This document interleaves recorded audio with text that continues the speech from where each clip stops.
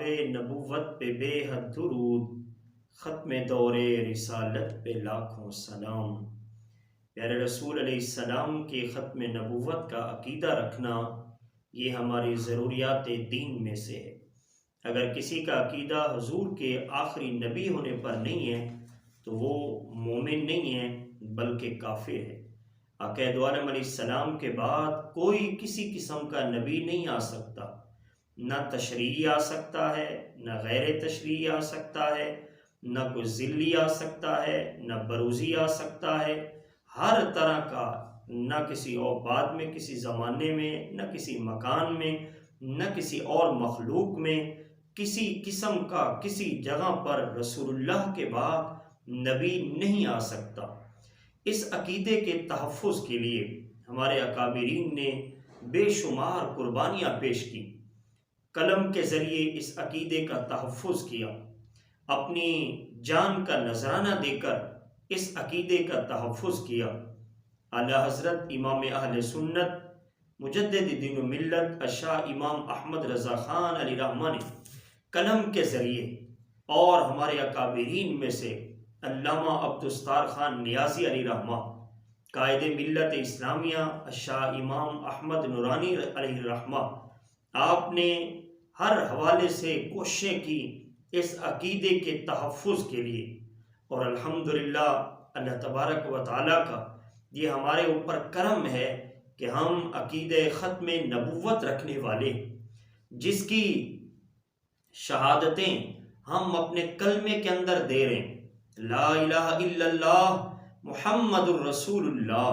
اس کا جو کامل ترجمہ ہے وہ یہی ہے کہ اللہ کے سوا کوئی مستحق عبادت نہیں، محمد صلی اللہ علیہ وآلہ وسلم اللہ کے آخری رسول ہیں۔ ہم کلمے کے اندر اس بات کی گواہی دیتے ہیں کہ ہمارے رسول آخری رسول ہیں۔ عمومی طور پر ترجمہ جو کیا جاتا ہے وہ یہی ہوتا ہے کہ محمد اللہ کے رسول ہیں، جبکہ محققین علماء لکھتے ہیں کہ محمد اللہ کے آخری رسول ہیں۔ اب لفظ آخری جو ہم بیان کرتے ہیں، ترجمہ کرتے ہیں، حضور کے نام کے اندر ہی یہ معنی پوشیدہ ہے، کیونکہ ایک حدیث مبارکہ ہے، اللہ کے رسول علیہ السلام نے خود ہی اس کا ترجمہ فرمایا اور خود ہی اس بات کی گواہی لی کہ ایماندار تبھی ہو سکتے ہو جب اس بات کی گواہی دو کہ میں محمد اللہ کا آخری رسول ہوں۔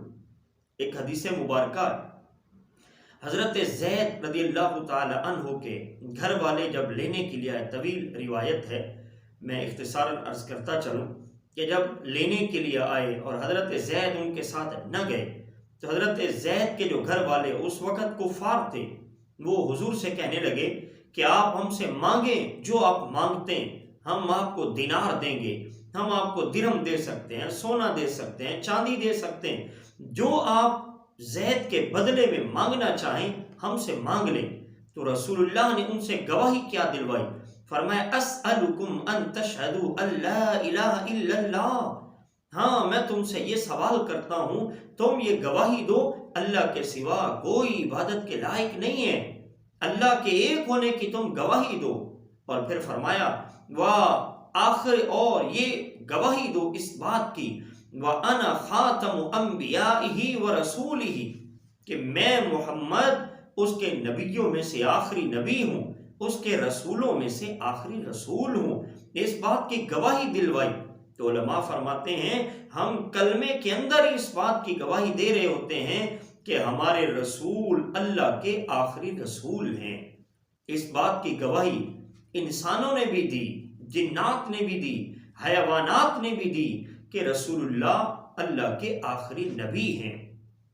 ایک اعرابی، حدیث پاک میں ایک اعرابی آیا حضور کی بارگاہ میں، ایک گوہ کو کپڑے میں لپیٹ کر، اور آ کر حضور کی بارگاہ میں اسے رکھ دیا، کہنے لگا میں ایمان لے آؤں گا لیکن میری شرط یہ ہے کہ یہ گوہ گواہی دے آپ کے نبی ہونے کی۔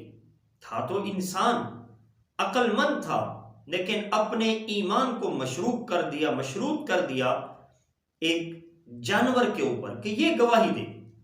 رسول اکرم صلی اللہ تعالی علیہ وسلم کے اصحاب بھی موجود تھے، آپ نے اس جانور گوہ کو مخاطب کیا، فرمایا یا دبو، اے گو۔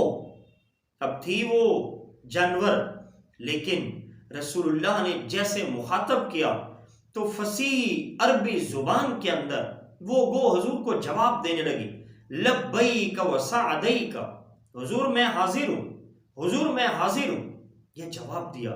اللہ کے محبوب علیہ السلام کی تعریف کی اس گو نے۔ حضور نے فرمایا من تعبد، تو کس کی عبادت کرتی ہے؟ گو نے گواہی دی کہ میں عبادت کرتی ہوں اس کی جس کا عرش آسمانوں میں ہے، زمینوں میں جس کی بادشاہی ہے، جنت جس کی رحمت کا مظہر ہے اور جہنم جس کے عذاب کا مظہر ہے۔ اللہ کی توحید کو بیان کیا اس گوہ نے۔ دوسرا سوال کیا حضور نے اس گوہ سے، صحابہ سن رہے ہیں، وہ گوہ حضور کو جواب دے رہی ہے۔